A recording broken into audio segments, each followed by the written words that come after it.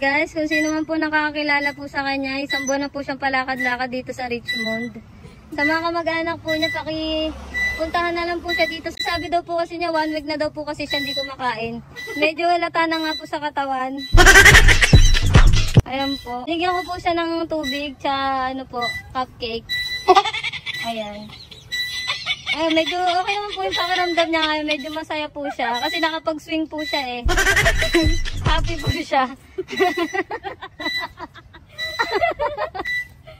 Pinag-aalaga po kasi sa kanya.